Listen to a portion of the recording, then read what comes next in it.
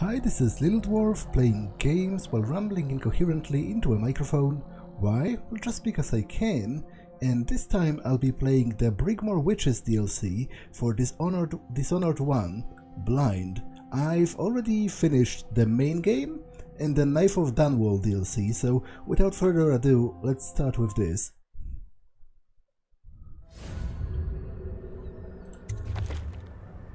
A save game from the Knife of Dunwall has been found.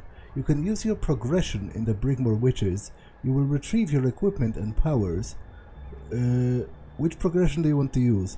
Low chaos. Yeah, let's do that. Actually, I'm very surprised it works like this, but apparently it's a continuation of Dord's story. You have chosen to use the low chaos progression of the Knife of Dunwall in the Brigmore Witches. Continue? Yes. I will be playing on Elite, much as I did last time, which is roughly analogous to hard. I don't feel competent enough to go on very hard. I do suck as it is, so let's go on hard.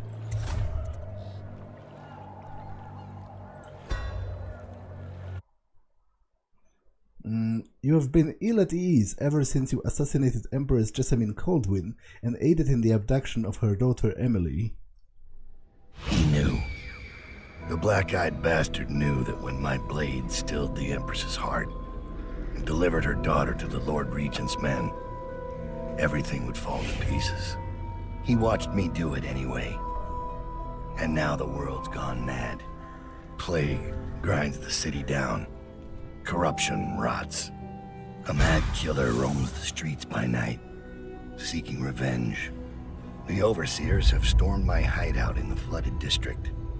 And I'm in a strange duel with a mad witch named Delilah for the fate of the Empire. I'd say I was being punished, but I know that the world doesn't punish wicked people. We make our choices and take what comes. And the rest is void. I can't say I wasn't warned.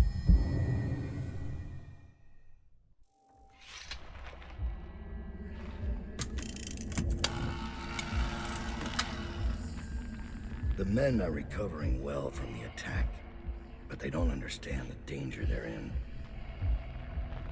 My mother warned me never to make an enemy of a witch.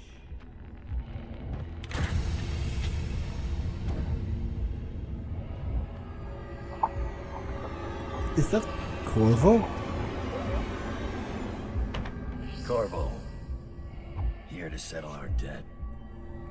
You understand, I won't make this easy for you.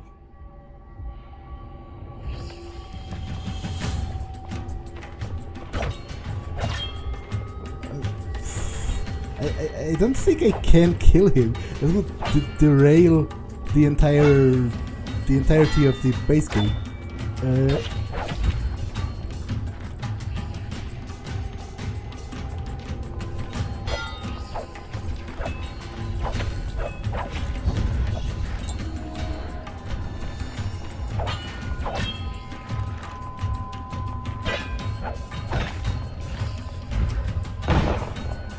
Also, I'm pretty sure this is a dream.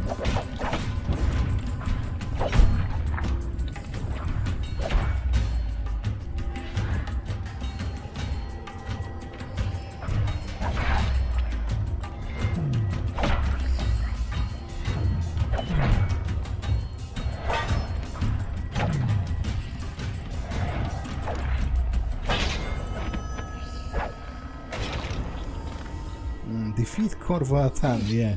I don't think it's going to happen in actuality. What is it? Thomas has returned with the information you requested. He's waiting for you below.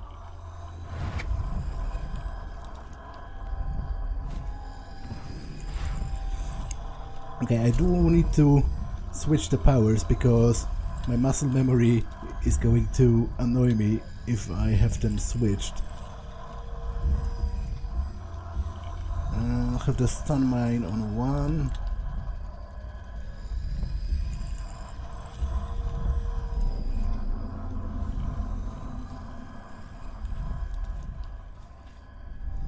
cobbled bits of bone.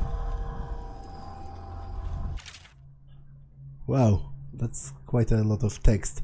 Except from a journal covering various occult artifacts. They say my mother was a witch, but the truth, as is often the case, depends on perspective and your place in the world. She relied on poisons made from exotic herbs and the blowfish that live in the reef waters near Pandyssia. Her power originated in hallucinogenics delivered through guile or by force to those who crossed her. There was an unusual intensity in her gaze for certain, but it came from within, not from the outsider. It's what happens to anyone pushed to the absolute edge of sanity and survival, who stays there for years, then returns to walk among the sheep in a so-called civilized society. My mother was crafty. If it was anything more than powders, knives, hidden knives and guile, I never saw it. Like they tell children, some of those truly touched by the black-eyed bastard can move through the space between rooftops like a sparrow. Others command armies of rats or poisonous flies as easy as they wriggle their fingers and toes. The overseers are right to fear us, to warn the common folk to stay near their homes at night and keep their families close. But there are other ways his influence manifests itself. Those who serve me share in some of what I can do, and I suspect it's the same for Delilah's Copperson's coven. Then there are those who can craft runes and charms.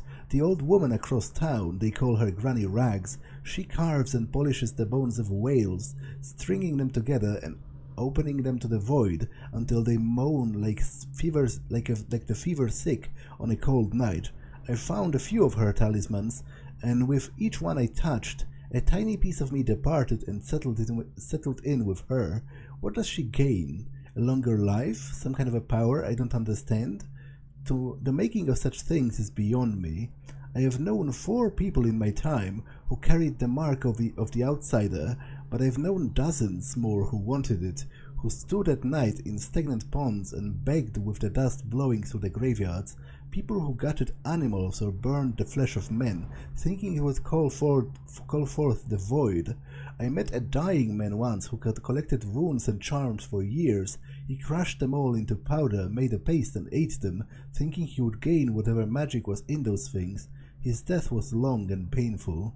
I knew a woman from Karnaka who would trade for charms and other bits of whalebone. She cracked them apart and fused them back together, then sold them. I bought one of those corrupted charms that she swore would cause sharp metal to break on my skin, and it worked. But each time it did, one of my teeth turned black and fell out. After the 3rd time, I gave it to one of my men. Now when he smiles, it's all bleeding gums, and I wonder what parts inside him are turning black. Sometimes I ask myself, without these gifts, would I be a man to fear? Would I be called the Knife of Dunwall, with my name whispered throughout the markets and the alleyways, the high towns and the drawing rooms? I'd like to think so, but it doesn't really matter. As long as I bear this mark, I'll use whatever craft I have to force my will on the world. The harder trick is undoing what I've done. So I keep all of my powers from... Did this exist? Pull inanimate objects towards you from a distance. You can silently disable a security system if used on a whale oil tank. Pull living things and bodies towards you. When enemies are pulled, they are suspended in the air. Corpses and unconscious bodies are automatically carried. When suspended in the air, enemies are vulnerable to lethal and non-lethal takedowns. Okay, this is pretty cool. I will invest in that. Although I'm right now weirded out by the fact that I'm not sure if it existed in the previous DLC. Regency and emergency powers. In times of a political upheaval, there are provisions in place for a staged transfer of power, designed with 3 goals in mind. The first is the minimization of the incentive for a coup. There is no predetermined person or position within the government that is scheduled to take the mantle of regency during a time of crisis. Instead, a regent is chosen by the parliamentary accord. This serves to avoid promoting a path of derelict ascendancy and to discourage those who would scheme for such a turn of events. It is the assumption of our governing documents that such a legislative body will always have the wisdom to see through would-be usurpers. The second is the assurance of stability for the commons during and after the transitional phase. During the interregnum, while a regent rules the land, there are categories of laws and decrees that cannot be altered without a majority vote from Parliament. Thus, daily life for the people will not change dramatically during the time of regency, or shift drastically once a proper heir takes up the throne. Third, and perhaps most important, is that a worthy successor is found. In order to rule out hasty action and to maximize stability, there will be no term limit or duration applied to the period of regency. Historically, rash decisions have always been greatly contested, resulting in extended political turmoil and outright conflict. When the proper heir is found and the position is filled by someone worthy of the role, all the others will fall in and provide their support.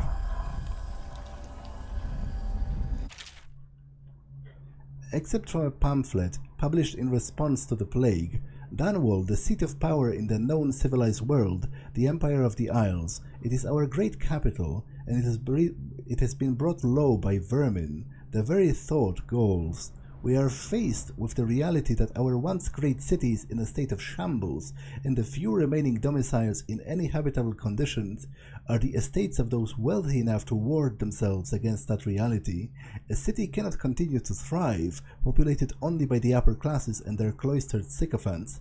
Even if the plague were gone tomorrow, in its present state, Dunwall doesn't have enough hardy people of working age to return to the city to everyday function. We must find a way to attract more residents, which requires removing the cloud of fear brought about by the current regime. The Lord Regent and his lackeys are bad for business, my friends, so it falls on us. A plague and a tyrant must be overcome, and after that we must undertake a third miracle, turning the screws on the obscenely wealthy, forcing them to pay back into the place that has given them their privileged lives. It is the powerful and fortunate who must pay for the rebuilding of Dunwall, even if the poorest will bear the stones and timbers of the reconstruction on their backs. All of this must happen for the dormant machine of commerce to restart. Without that, we are forfeit, and the greatest city of our age will be lost.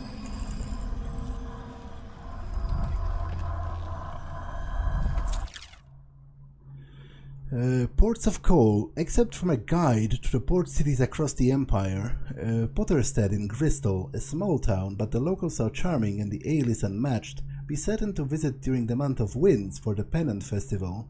Dunwall in Bristol. Notes on the capital city could fill dozens such volumes. All delights exist in Dunwall if you've got the coin, and all miseries if you're broke. Unless you're very well connected through someone in Dunwall Tower, one of the key families, the City Watch or River Patrol, make sure your permits are in order. Otherwise, you're likely to have your cargo seized by the port authorities for any reasons they care to concoct. Colkany in Morley. While the harbour master here is particular about the kinds of goods you're carrying, the rest of the town is more lax. Be sure to visit the Inn on the Rock for the best mutton stew in all of the Isles. Yarrow in Tivia. The cold here will snatch the breath from your lungs, but is met in equal strength by the civility of its well-mannered citizens. The cozy taverns are kept warm by the famously crafted iron stoves, though the northern food takes some adjustment. Bejeweled aristocrats laugh and drink by side with the weathered, leather-skinned farmers, clapping one another on the back until the dim hours. It is hard to make a friend here, or to truly understand the worldview of the native-born, but once you do, you will have a friend for life. Culero in Cercanos. This city is crowded in the warmer months, and for good reason. You'll find yourself shoulder to shoulder with scantily clad locals and foreigners on holiday, pale skin burned pink by the sun, which somehow seems larger and brighter in Cercanos. The food in Culero is a shining example of the Cerconan cuisine, and there is always music, always dancing. Hand-rolled on the steps of the tobacco shops, the cigars are of course fresher than the ones you've got shipped to the other parts of the Empire. Karnaca is in Serkonos, the jewel of the south and the edge of the world. The city is bustling with industry after a wave of settlers from Morley and an influx of wealthy trading companies from Dunwall. Everywhere you go, there are new ideas, hybrid forms of music, groundbreaking theories on natural philosophy, and even extravagant delicacies made by mixing ingredients from all the known cultures. The locals work tirelessly for their coin, welcoming elite from across the Isles. A note from Billy. Dord, no need to waste breath with apologies or excuses, you taught me that. All that I can say is that as soon as I left Dunwall, my head felt clear, maybe for the first time. You told me once that people like us burn hot and then burn up. You don't get a chance to start over, no long days in the sun, but I know you, Dord. Despite all of the blood on your hands, you've been stashing coin. No one does that if they are not holding on to something. You've got some kind of a plan, some hope for a new life. Maybe you knew and maybe you didn't, but that's what you gave me when you let me walk away. The one thing that you said wasn't possible, and I will never forget that. When the time comes, and it will, I hope you're watching close, so that you get that chance too. I left a book for you. The world is big, bigger than I knew. There are a lot of places where an old man like you could disappear. Okay, so apparently they keep in contact through letters. Corrupted bone charms are more powerful bone charms that come with a cost. Locate them by listening to their song. Equip them in the bone charms tab. Okay, so I have a corrupted one. First, let me equip this. This.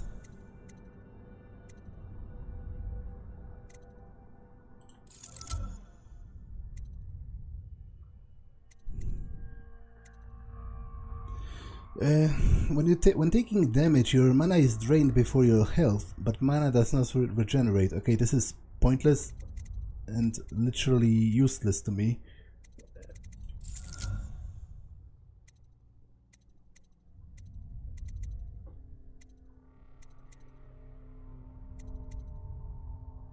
I might equip... Oh, no, I definitely want...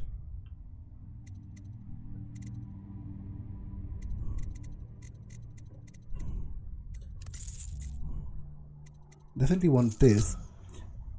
And I can equip those two for the time being until I find something better.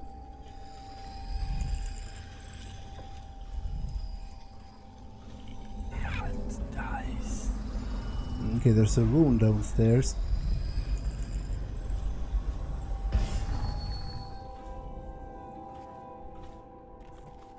Begging your pardon, Dowd, but I don't think it's safe to leave these overseers holed up in the refinery. It's a new game now. They know where to find us. We just have to make them afraid to. They're not afraid to die for their 7 strictures. Them? No. But the men who give the orders are a different breed. All the same, I'd better give them a hand, just in case the prisoners try anything.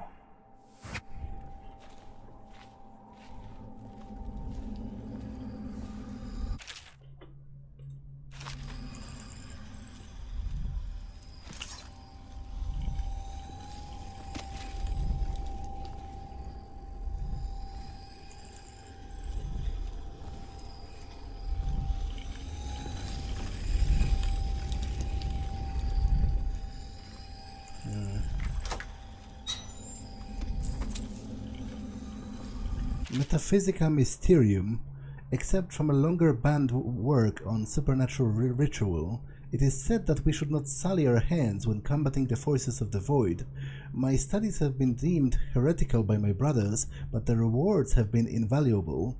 I have harnessed the same energies employed by the outsider and his accursed followers, while avoiding the corruption. I will prescribe a twofold method in this text. Indirection, As the unwholesome powers of the outsiders use living flesh as a conduit, we can avoid being tainted by using the flesh of others instead. Containment. By using channels and barriers, we focus those void energies in a raw state, shielding them from the perverse perspectives of the outsider. Thomas finished his scouting run. When you've talked to him, I'll give you the latest word from inside the prison. The Whalers.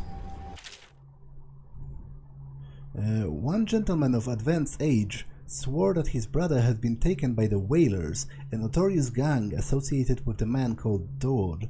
According to Peter Mansfeld, his brother Radolf was proud of working with the Royal Spymaster's Responsible Citizen group, feeling no shame in reporting what he has perceived as shady dealings by his rivals in the fish market, but this might have been the source of his trouble. On the 6th evening of the month of Hearts, Radolf came storming into Peter's home, white-faced and panic-stricken, claiming to have been chased by a group of ruffians wearing the leather suits and vapor masks used by the men working in the whale oil factories. Peter gave him supper and drink, sending him on his way later in the night, after which Radolf was never seen again. The Isle of Serkonos. Serkonos, the jewel of the south, is best known for its warm winds, spiced food, endless beaches. While the city of Kuleros sees the heaviest flow of travelers from across the isles, Karnaca, on the southernmost edge of the known world, is preferred among the elite of the empire. It is said that a month spent resting beneath the sun on the beaches of Serkonos or within one of the rural villages can cure most maladies. Travelers bring back recipes and styles from the south, and the dances that all Serkonons learn in their youth are favored in Bristol for their sensuality, copied by the fashionable aristocracy in the capital city of Dunwall. The only persistent trouble in Serkonos originates along the string of tiny islands stretching away from the mainland to the east.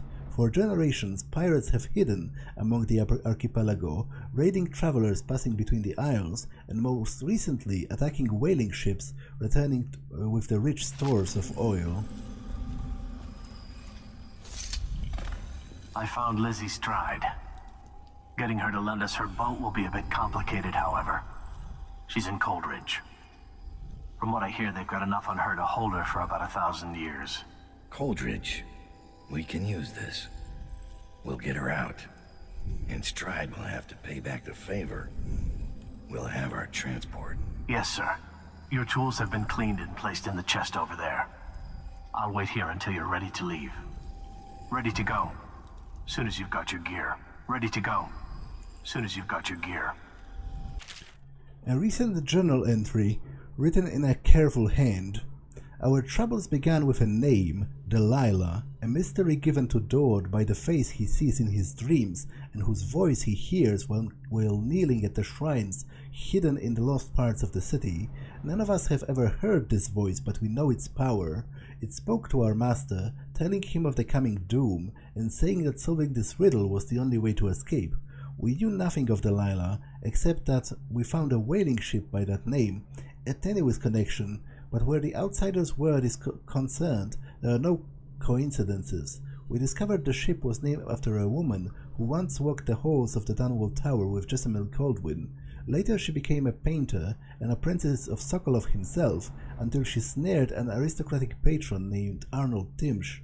We met with Timsh's niece, who offered information on Delilah in exchange for eliminating her uncle. Removing aristocracy was our specialty, so our master agreed. With Barrister Arnold gone, his niece divulged everything she knew. Delilah was much more than a painter, and she was hiding in the old Brigmore Manor outside the city. But by then we were too late. Delilah anticipated our threat.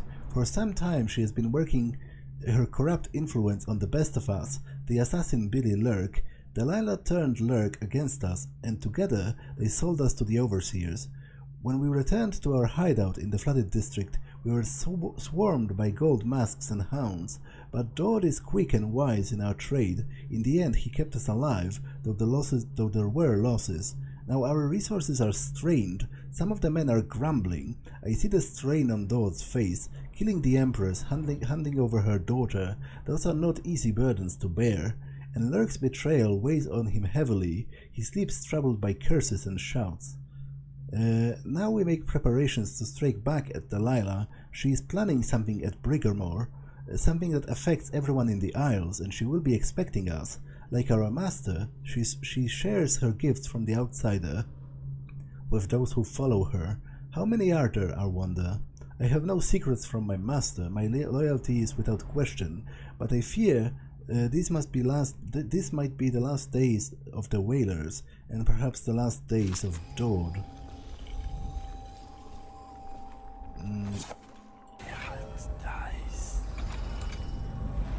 They say he let Rothwild live. Is Dowd getting soft? Rothwild's not coming back anytime soon. You should spend more time thinking about your form. Anytime you think I'm a little soft, you're welcome to come by my office. Bring a blade.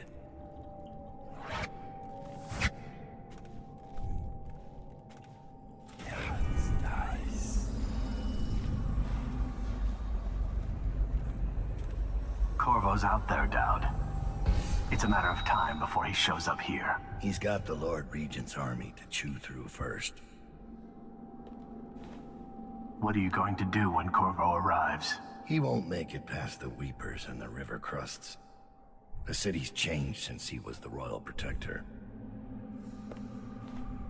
If Corvo... Enough about Corvo.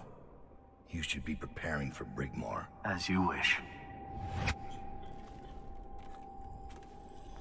Taking prisoners is exactly the sort of thing I'm talking about. You don't have to remind me.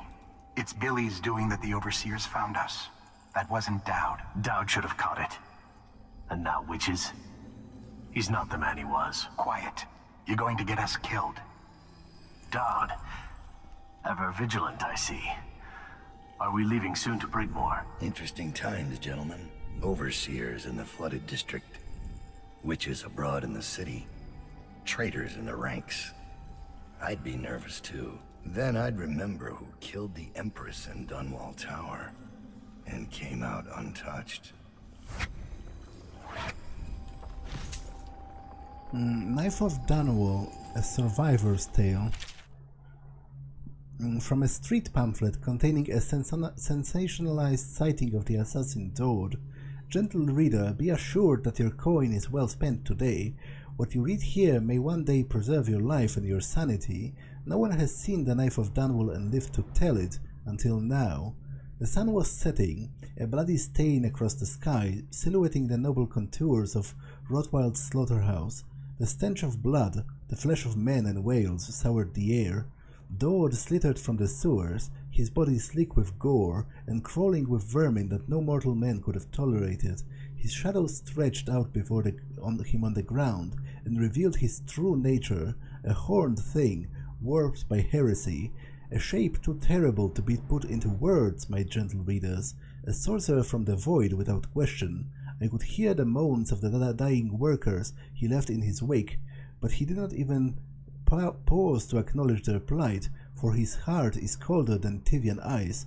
Instead, he let out a guttural howl of victory, the shock of which snuffed out the life of those poor dying workers, and then bounded away, moving from roof to roof, back towards the street. And this was where I thought this chapter would end, until I heard the music. The grinding metal music of the Overseers echoed from nearby alleyways, and I knew there would soon be a fight. With my only sense of duty to the fallen citizens of Dunwall to keep my fear from overtaking me, I inched closer to the mouth of the alley for a better vantage.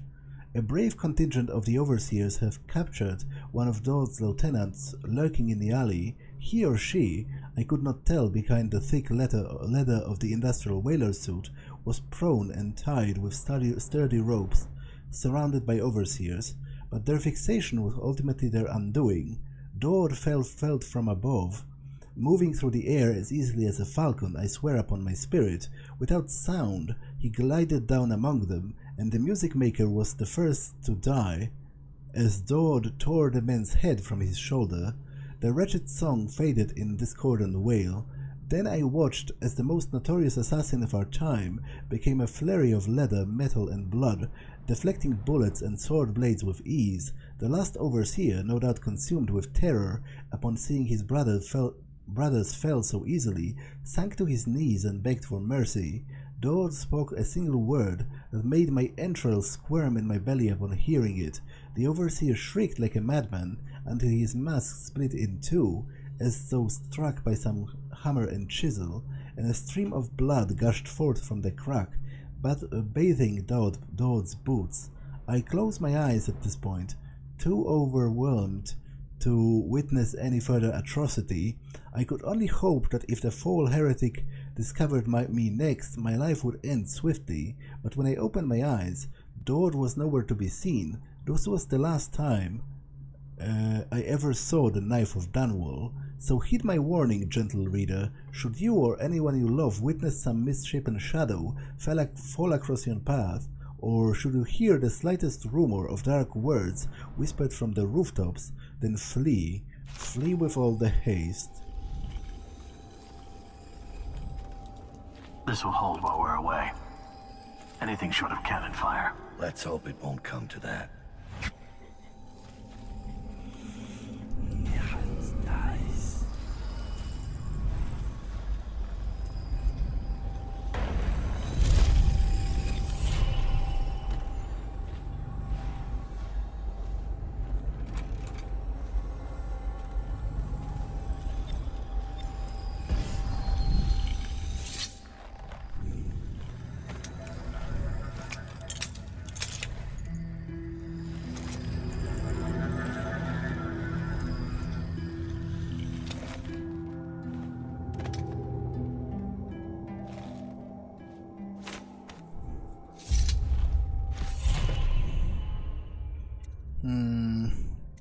Okay, I will upgrade Blink.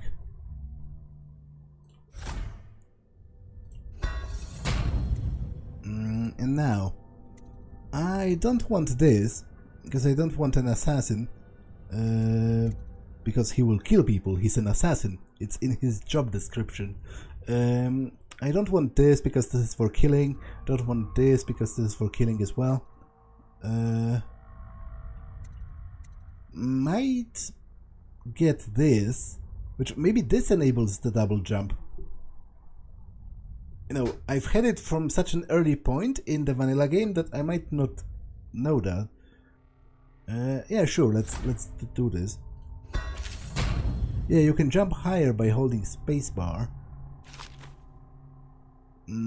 Okay, I'll save the last room.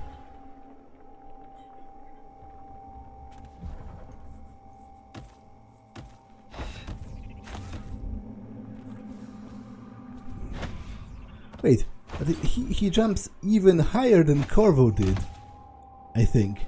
I'm pretty certain.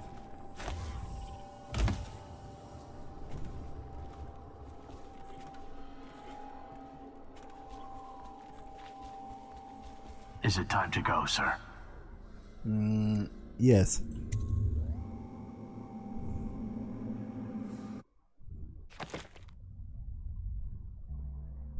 Didn't kill anyone. Oh, apparently I missed 50 coins. Oh well. A stay of execution for Lizzie. You need Lizzie's stride boat to reach Delilah's stronghold at Brigmore Manor. Unfortunately, the leader of the Dead Eels gang is locked up in Coldridge Prison, and you've got to break her out. Delilah doesn't leave Brigmore Manor anymore. She doesn't have to. Which means I have to come to her. The manor's upriver, far out past the quarantine line. I'll need a ship. I've lived in Dunwall's underworld a long time. I know the players, gang leaders, madams, corrupt officials. But what I need is a smuggler who knows the river, someone I can trust. It's a reflection of Dunwall, or perhaps myself. That after all these years, the best choice I have is Lizzie Stride. And Lizzie Stride is in jail.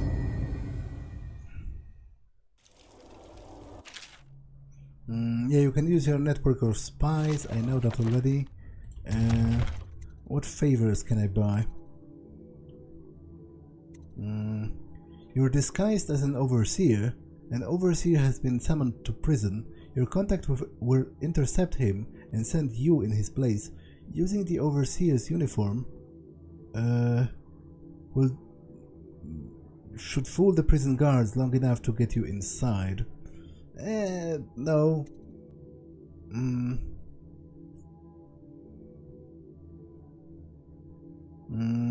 Forged requisition order allows you to to deliver stun mines to the prison. Okay, I'll take this. And a misplaced rune. A recent sweep of the prison for contraband has yielded a number of heretical artifacts, and one of them will accidentally be misplaced for the right bribe.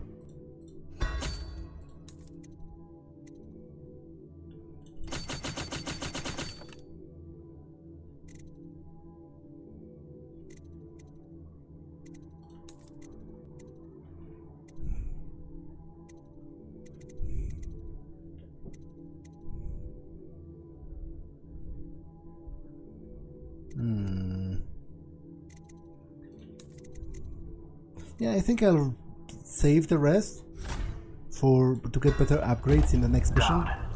Lizzie Stride is in there, but we don't know where they're holding her. They're playing overseer music from the loudspeakers. We couldn't get in.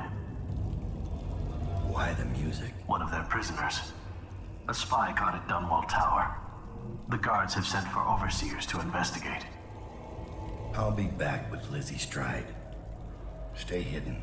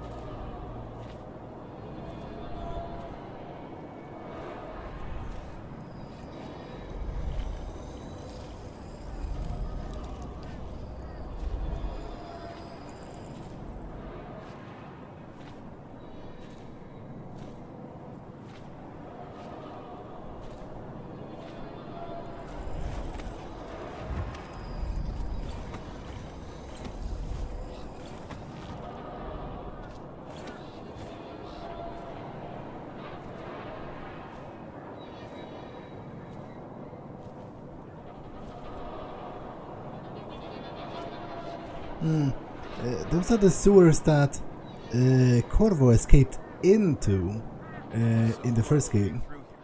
The gate still hasn't been repaired. Who needs a gate? If anyone tries to escape now, they'll be vaporized. Arc pylons, Sokolov's latest. That's if they're operational. The second you run out of whale oil tanks, you're defenseless, and the prisoner goes straight out to the bridge. Exactly. Which is why we drained the water lock.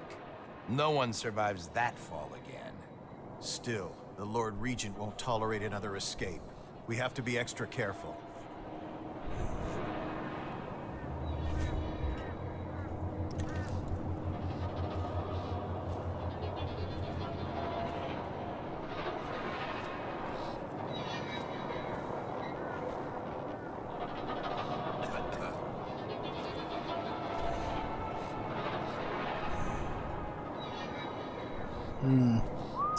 It's going to be tough without Blink to get close enough, quickly enough.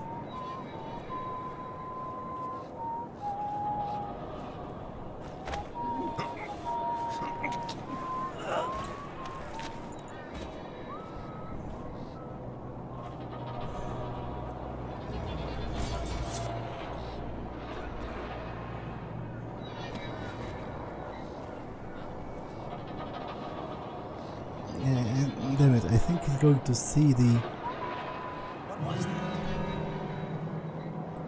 body.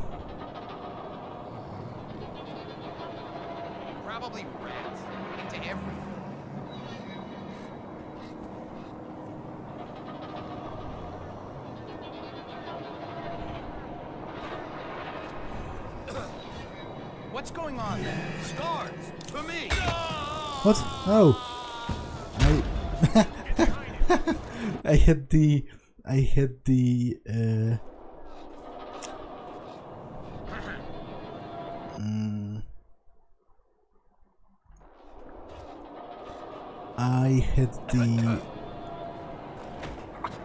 what's the word? The shortcut wrong for the sleeping dart.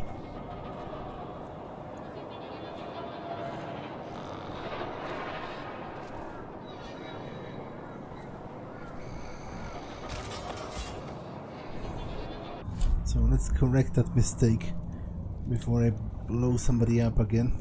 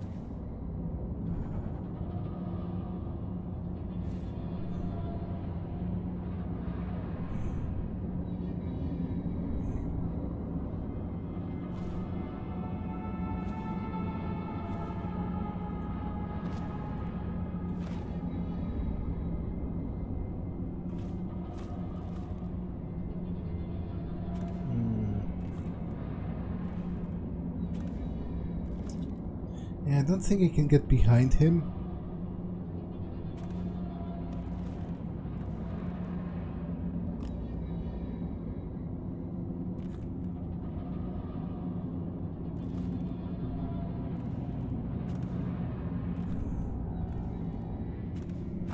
I can. Interesting. Wasn't counting on that.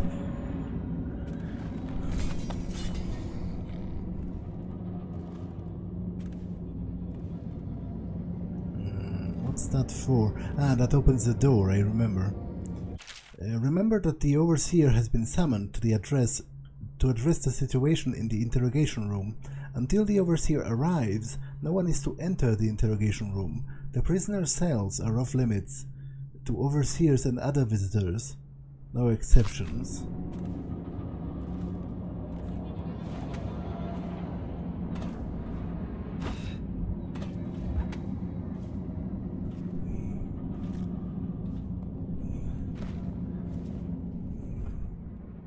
What? They don't hesitate to kill their own. Is this an execution? Custody. For gross dereliction of duty and the reasonable suspicion of treasonous conspiracy, I hereby sentence you to death. Ready. Take aim. Fire! What? Apparently I missed. Hereby sentence you to death. Ready. What the guard? For me. Die! Help me out! Well, good luck. I need help! Good luck with your escape. Although I kind of worry that their shouts are going to lure in the other guards, but if they know what's good for them, they wouldn't do that, because if they are already condemned to die, calling other guards on their location wouldn't be particularly wise.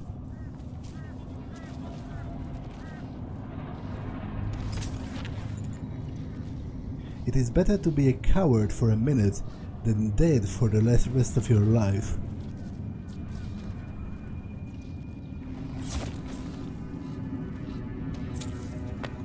The sewers beneath Dunwall. I read that already in the base game.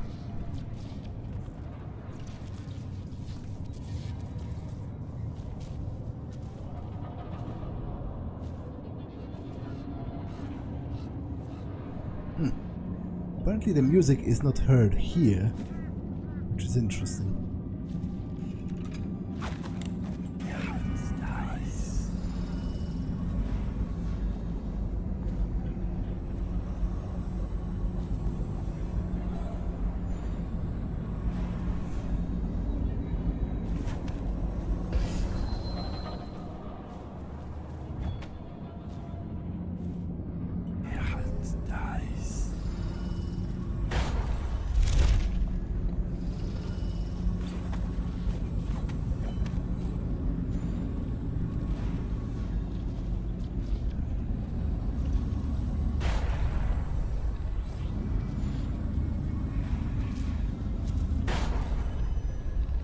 Okay, are there any other guards around?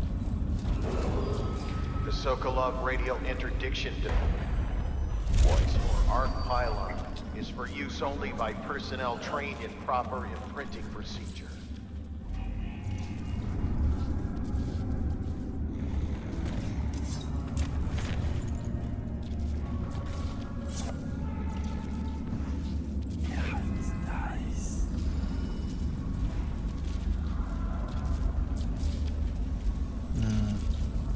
Execution notice. Executions of personnel responsible for the enabling of the escape of the former Lord Protector will continue today. The execution yard remains off limits until otherwise specified. Additional security installations along the execution yard wall are complete. Additional work on the main gate will continue throughout the coming days. All workers must show identification for the duration of the construction. All logbook entries must contain prisoner name and destination cell number. The logbook is in the guard booth between section C and D. Do not neglect to log every prisoner transfer. Failure to do so is a punishable offense.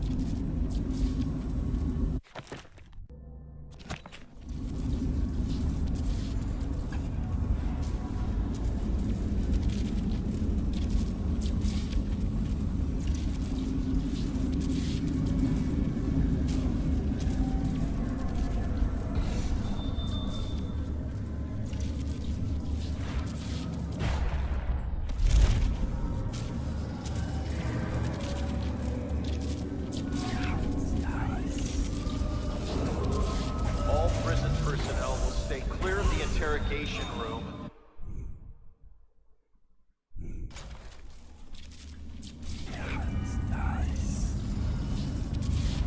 What is wrong?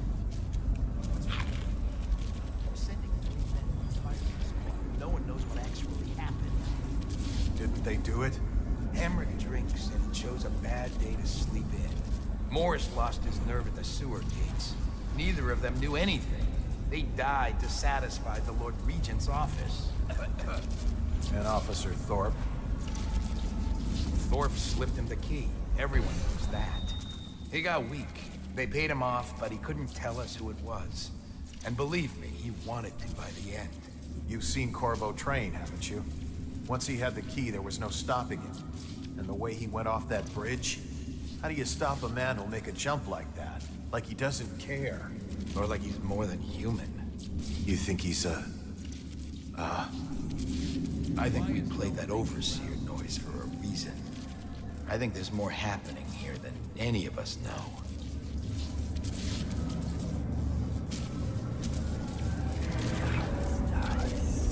I'm not saying it would be easy, but I could do it, once the cell door's open.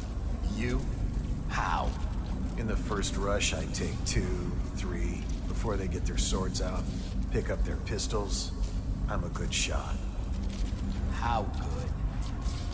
I'm better than most of the people here. It's a fact. If I keep moving, I can take the rest one-on-one. It'll be bloody, but it's doable. You're not thinking. If the fight even starts, you'd be finished. When that alarm goes, your odds are just about 0. Me, I just keep quiet. Slip by when no one's looking. Take as long as it takes. Either way, you'd have to be lucky. And a complete madman. You'd have to be Corvo, in other words.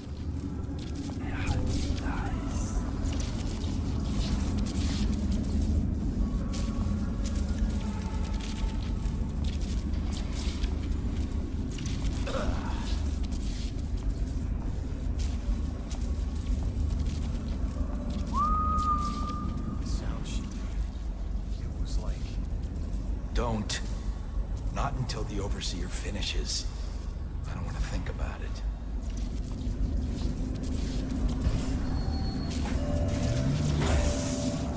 Huh? What the? Guards! For me! Take this! Fire it! Bring the alarm!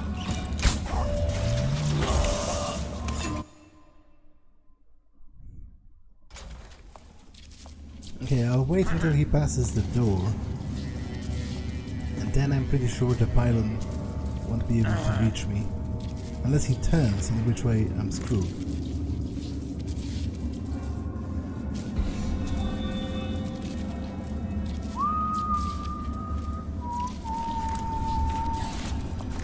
Guard! For me!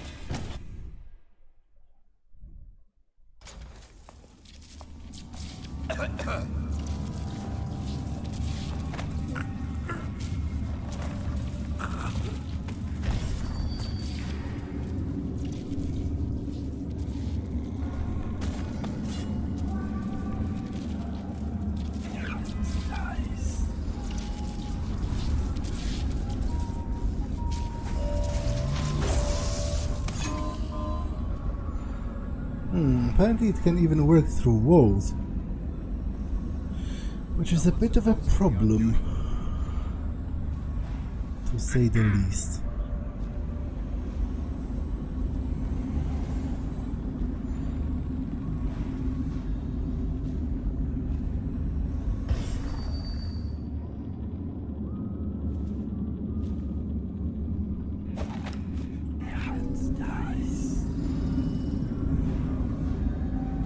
I'm pretty sure it can reach the booth itself, which is actually ingenious design that should be like this, but I'm not quite sure how to overcome it from the game perspective.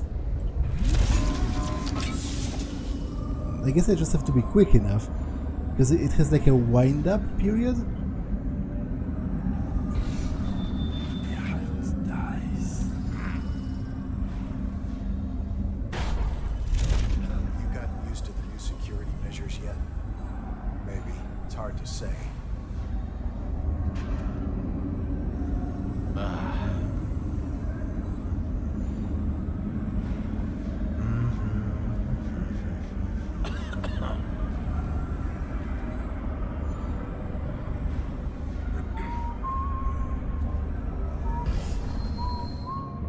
I have something to throw.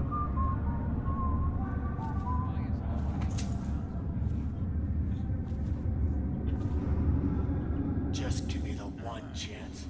I'll never ask anything again. Let's dice.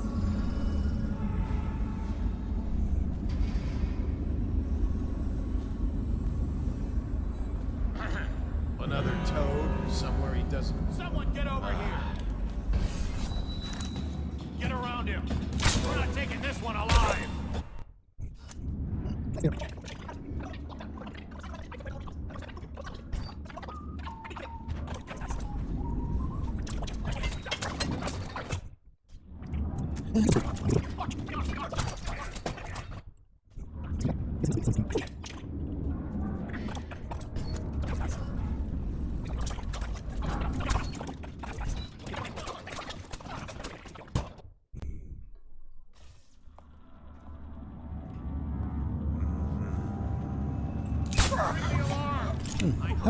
How did he?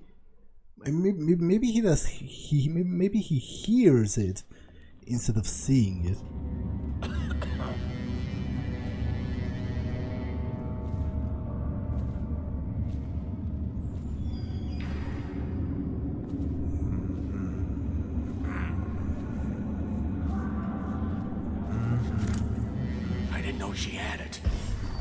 you take my money?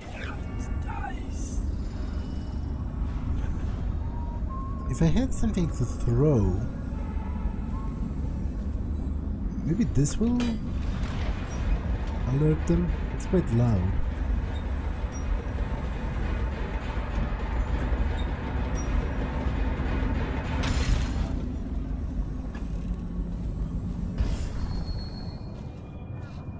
Supposedly there's a charm?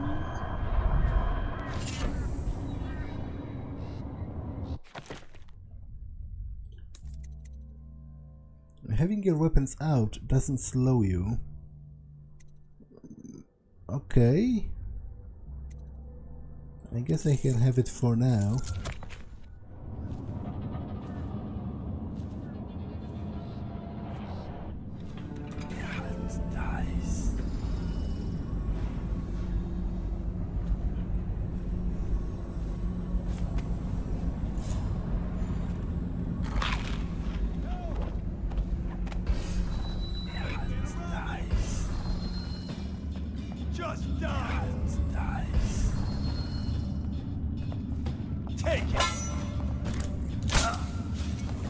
Where did he come from?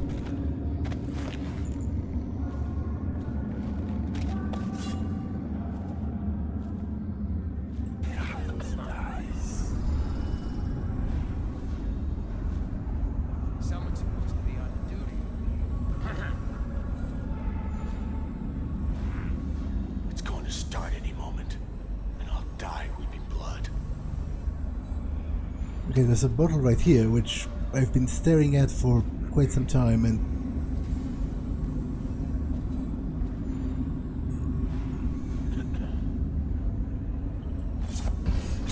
That might be worth checking out. well, you said it's worth checking, and yet you aren't moving from your post. Just give me the one chance. I'll never ask anything again.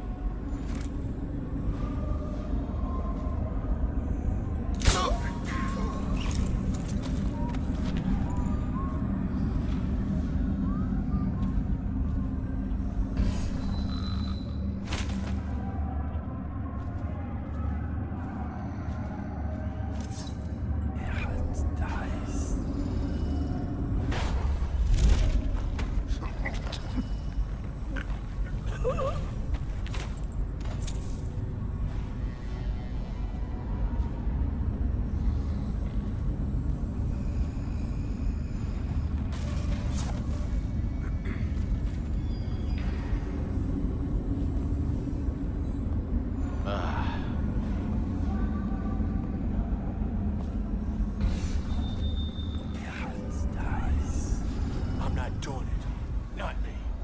Not like the rest of them.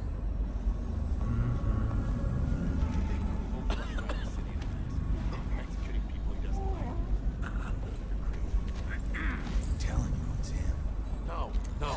I've seen him. Remember? At the riot. What was he like? Cold. All cells in Section B are under quarantine until further notice. Prisoners who have been transferred from Section B will be observed for signs of infection. Firing! Okay, this is totally not optimal.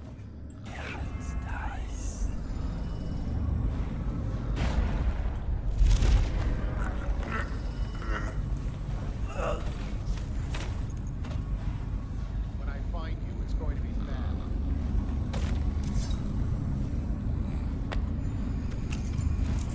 I know you're here somewhere, scum. I guess I'll roll with it. The sleeping darts are very cheap to recover once I get through the mission.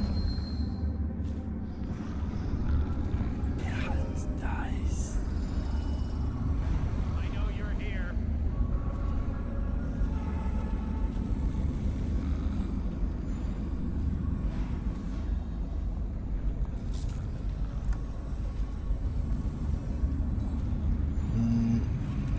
Okay, I'll go further next time, because this episode has been long enough, so I'm going to save and end it for now. That's all for this one, and I will see you in the next one. Bye!